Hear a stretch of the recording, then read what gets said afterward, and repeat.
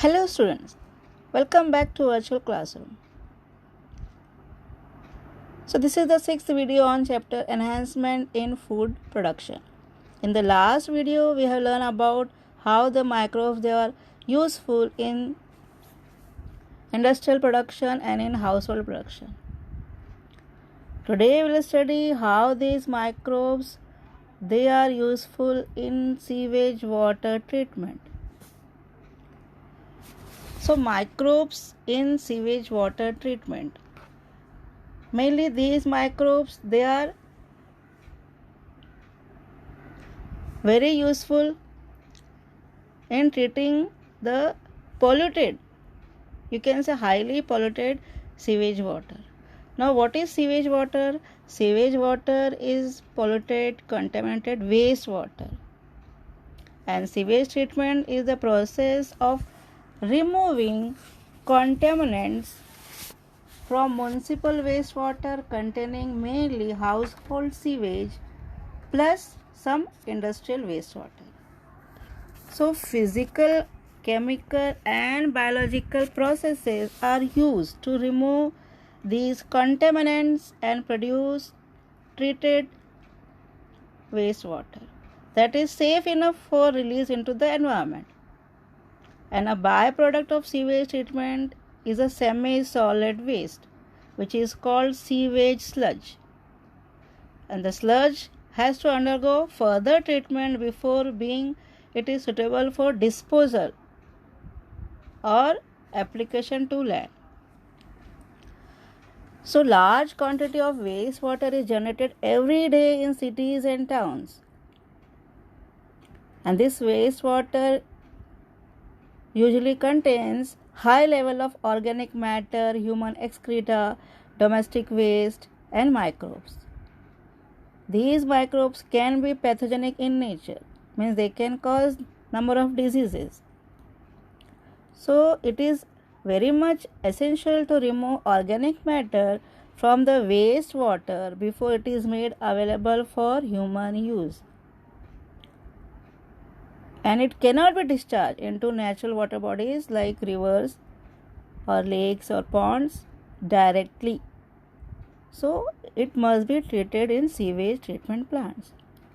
Now sewage treatment plant follows basically three major steps. And these steps they are first primary treatment, which is a physical process, then secondary treatment, which is a biochemical process, and then tertiary treatment. So we'll discuss one by one. The primary treatment is a physical process and it removes large pieces of floating debris like plastic materials, wooden blocks, papers, and even oily substances through the process of filtration and sedimentation. Then it is subjected to secondary treatment. So the primary effluent which is obtained after primary treatment of sludge is passed into the large aeration tanks where it is constantly agitated mechanically and compressed air is passed into it. So due to this, vigorous growth of useful aerobic microbes into flocs takes place. And flocs are the masses of bacteria associated with fungal filaments to form mesh-like structures. These microbes they consume mainly the major part of organic matter in the effluent as they grow. And what happens due to this? Biological oxygen demand of the effluent is significantly reduced. Now, in tertiary treatment, once the biological oxygen demand of wastewater is reduced, it is passed into a settling tank. Here the bacterial flocs they are allowed to sediment, means they are allowed to settle down, and the sediment is called activated sludge. So small part of this is passed back into aeration tank and major part is pumped into large tanks. And these large tanks, they are called as anaerobic sludge digester. So in these anaerobic sludge digester, anaerobic bacteria grow and digest the bacteria and fungi in the sludge. And during this digestion process, number of gases are produced, like methane gas, carbon dioxide gas, hydrogen sulfide gas.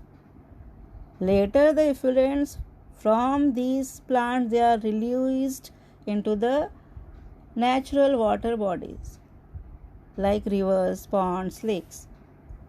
So here is the conventional sewage treatment plants. It is showing how the different chambers, they are arranged sequentially. So once the sewage water is collected through sewage system from different sources, it is screened first.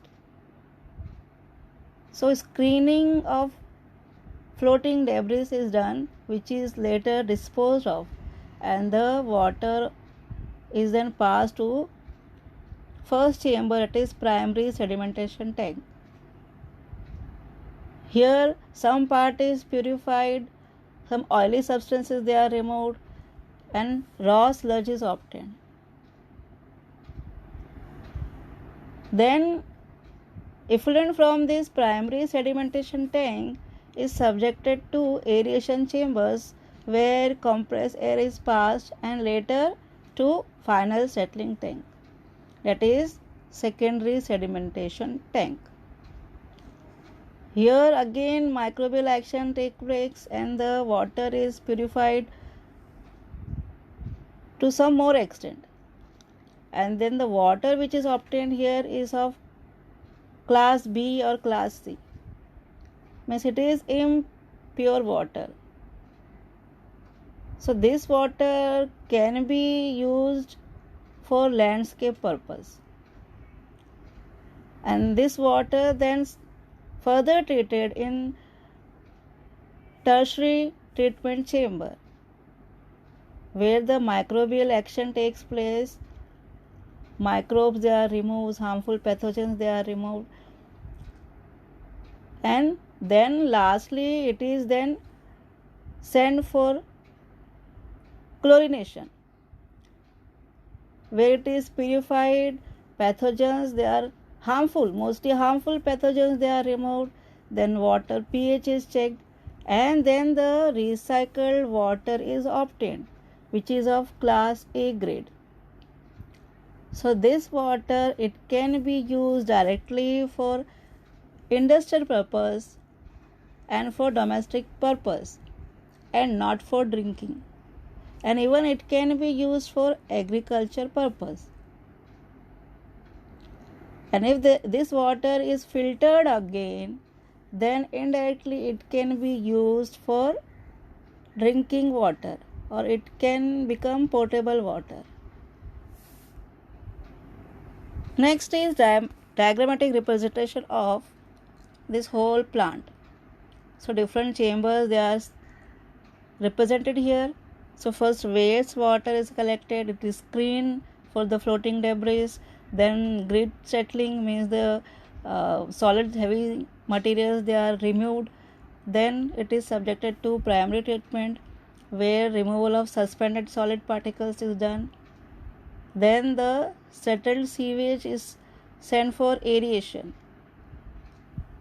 So here compressed air is passed, then what is obtained, that is the effluent which is obtained is then subjected for secondary treatment, and effluent from the secondary treatment obtained is activated sludge which is then sent to anaerobic bioreactor or digester or anaerobic where anaerobic bacteria they are acting on it, and then purified water is obtained,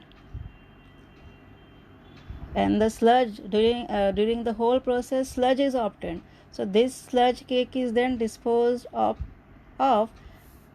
like landfill areas.